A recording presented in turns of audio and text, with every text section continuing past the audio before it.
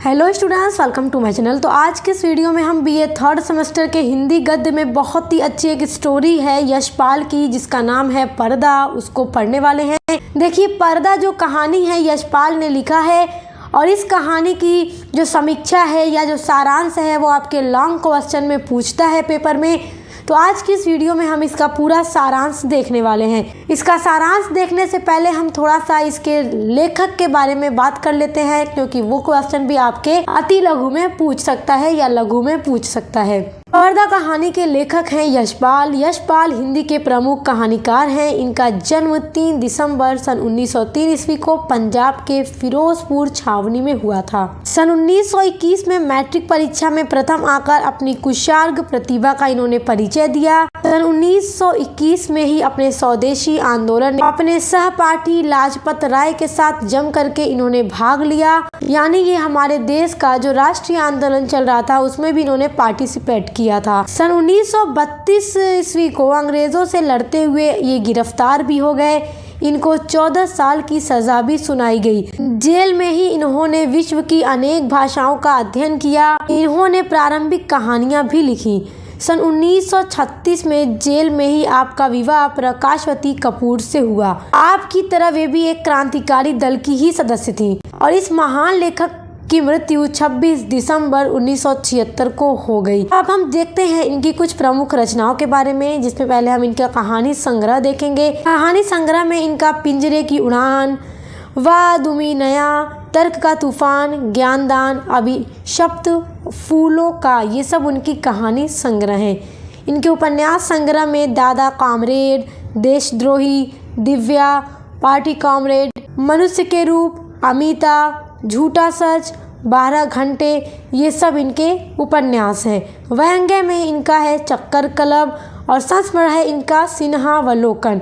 चलिए अब बात करते हैं कहानी पर्दा के सारांश की। पर्दा कहानी मनुष्य की खोखली कल्पनाओं का पर्दाफाश करने वाली कहानी है। इस कहानी के नायक चौधरी पीर बख्श के दादाजी चुंगी के महकमे में दरोगा थे। उस समय के अनुसार वो अच्छी कमाई कर लेते थे। उनका अपना छोटा सा पक्का घर भी था। वे उस घर में ऐंठ के साथ रहते थे, इसीलिए लोग उन्हें चौधरी भी कहने लगे थे। छोटे से घर को वे हवेली कहते थे, मतलब उन्हें अपने छोटे से पक्के घर का घमंड बहुत ज्यादा था। चौधरी अपने पिता चौधरी इलाही बख्श के 4 बेटों में सबसे छोटे बेटा थे। उन्हें अपने बड़े खानदान से विरासत में कुल मर्यादा, हवेली की ठसक और बड़े बड़े आसमान मिले थे, परंतु अब उनके लिए वह पुरानी ऐंठ कायम रखना आसान नहीं था। चौधरी पीर बख्श की माहवार आमदनी 12 रुपए थी। इस प्रकार दादा से लेकर 2 पुश्तों में परिवार के सदस्यों की संख्या के साथ साथ पीर बख्श के परिवार में विवशता और गरीबी भी दिन ब दिन बढ़ती गई थी। मतलब पहले जो कमाई थी उससे तो परिवार का खर्चा चल जाता था और छोटे से पक्के मकान का घमंड भी बहुत ज्यादा था। जैसे जैसे परिवार में सदस्यों की संख्या बढ़ती जा रही थी तो उस परिवार में गरीबी बढ़ती चली जा रही थी, परंतु कुल की मर्यादा में कोई भी परिवर्तन नहीं आया और चौधरी पीर बख्श की पढ़ाई भी प्राइमरी से आगे न बढ़ सकी। शादी के बाद हवेली में रहना मुश्किल समझकर चौधरी पीर बख्श सीतवा की कच्ची बस्ती में किराए का घर लेकर रहने लगे। बस्ती में चौधरी पीर बख्श अकेले पढ़े लिखे सफेदपोश थे। उस जिस इलाके में इन्होंने किराए पे घर लिया था उस इलाके में अगर कोई पढ़ा लिखा था थोड़ा सा तो यही थे और इन्हें अपने खानदान का थोड़ा घमंड भी था। खानदान की इज्जत का प्रतीक होने वाला पर्दा उस कच्चे घर की ट्योड़ी पर भी लटकता था। कुछ दिनों तक तो 12 रुपए में किसी तरह घर गृहस्थी चलती रही। अगर कोई खर्च की समस्या आ जाती तो वे बर्तन, घर का जो बर्तन था या जो घर में कुछ भी सामान पड़ा रहता था या जो जेवर था या जो कपड़ा होता था उसी को बेच करके वो अपने घर का सामान लाते थे और घर का खर्चा चलता रहता था। धीरे धीरे परिवार के सदस्य बढ़ते गए क्योंकि इनकी शादी हो चुकी थी। इनकी 3 बेटियां 2 बेटे भी हुए और जैसे जैसे वो बड़े हो रहे थे उनका खर्चा भी बढ़ता चला जा रहा था। इनकी जो माँ थी, किसी भाई ने माँ को रखा नहीं तो इन्होंने अपनी माँ को भी रखा और घर का खर्चा चलाना अब बहुत मुश्किल हो चुका था। जब चौधरी ने देखा कि अब परिवार का खर्चा चलाना मुश्किल हो गया है, तकलीफें बढ़ती जा रही हैं, हैं तो इन्होंने मजबूर होकर बाबर अली खां से 2 आना रुपया महीने पर 4 रुपये का कर्जा लिया। 1 रुपया 1 महीने में किश्त के रूप में निश्चित हो गया था, किंतु कर्जा इतना बढ़ता गया कि चौधरी के लिए अब 1 रुपया कर्जा चुकाना भी भारी पड़ गया था। इसीलिए वो अब अली खां के सामने भी नहीं जाते थे। जब वो रास्ते में कहीं से गुजरते थे तो अगर सामने से अली खां आता था तो वो अपना रास्ता बदल लेते थे। एक दिन खां को इतना ज़्यादा गुस्सा आया, उसने सोचा कि ये चौधरी पैसा तब तक नहीं देगा जब तक मैं जाकर उससे खुद न मांगूं। इसलिए अली खां ने चौधरी के घर पर आकर आवाज़ लगाई और बाहर खड़े होकर आवाज़ के साथ साथ उसने बहुत सारी गालियाँ भी दी। तब घर के अंदर से औरतों की आवाज़ आई कि वो घर पर नहीं है, थोड़ी देर में आकर बात कर लीजिएगा। अब अली खान थोड़ी देर बाद फिर आता है। चौधरी के घर के बाहर खड़ा होकर वो ज़ोर ज़ोर से चौधरी को आवाज़ देता है और गालियां भी देता है।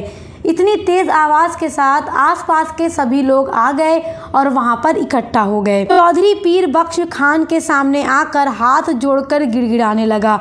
उसने कहा कि मेरे पास 1 पैसा भी नहीं है, न खाने को कुछ है, न घर में कपड़ा है, न पैसा है, मैं आपका कर्जा कैसे चुकाऊं। इस बात पर खान को और भी ज़्यादा गुस्सा आया, उसने और भी गालियां दी और खान को अब चौधरी की बातों पर विश्वास नहीं हो रहा था। खान ने ये कहा, पैसा नहीं है तो घर पर ये पर्दा लटका के क्या शरीफ ज़्यादा बनते हो? तुम अपने बीवी का गहना दो, बर्तन दो, तुम कुछ भी दो, लेकिन मुझको दो। अली खान की ये बातें सुन करके चौधरी एकदम बेबस और लाचारों की तरह अपना दोनों हाथ उठाकर खुदा से खान के लिए दुआ मांगने लगी कि पीर बख्श ने कसम खाई कि अली खान, मेरे घर पे न पैसा है, न बर्तन है, न कपड़ा है, तुम चाहो तो बेशक मेरी खाल उतार कर बेच लो। खान को इस बात पर और भी ज्यादा गुस्सा आया और उसने कहा कि मैं तुम्हारी दुआ का क्या करूँगा, तुम्हारा खाल लेकर भी मैं क्या करूँगा, उसका तो जूता भी नहीं बन सकता। तुम्हारे खाल से तो अच्छा ये टाट है। जो टाट उसके घर के बाहर दरवाजे पर पर्दे के रूप में लटक रहा था। खान को इतना ज़्यादा गुस्सा था कि उसने हाथ मारा और वो पर्दा वहीं पर गिर गया।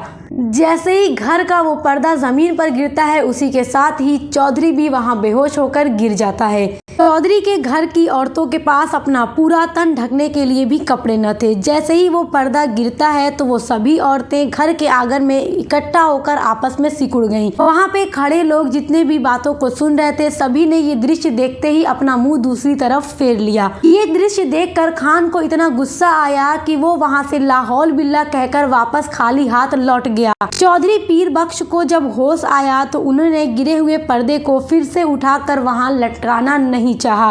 उन्हें शायद अब इस पर्दे की जरूरत महसूस नहीं हुई, क्योंकि जो पर्दे के पीछे छुपाना था वो अब सबके सामने आ चुका था। तो इस तरह यशपाल की जो ये कहानी है यहीं पर खत्म होती है और इस कहानी का जो पूरा टाइटल है पर्दा, कि घर की औरतों के पास अपना पूरा बदन ढकने के लिए भी कपड़े न थे और जो कुछ भी था उन सभी को बेच कर घर का खर्चा चल रहा था। और जैसे ही ये पर्दा गिरता है तो सभी लोग घर के अंदर का दृश्य देखकर चौंक जाते हैं। ये पर्दा ही उनके घर की इज्जत को बचाए रखता है। जैसे ही वो पर्दा गिरता है तो सोसाइटी में उनकी जो भी इज्जत थी वो सब खत्म हो जाती है। तो इसीलिए इस कहानी का टाइटल पर्दा है। आई होप कि आप इसका सारांश बहुत अच्छे से समझ गए होंगे। इसके ऊपर जो इम्पोर्टेंट क्वेश्चन आंसर की वीडियोज़ हैं वो जल्दी मैं आपको प्रोवाइड कराऊंगी।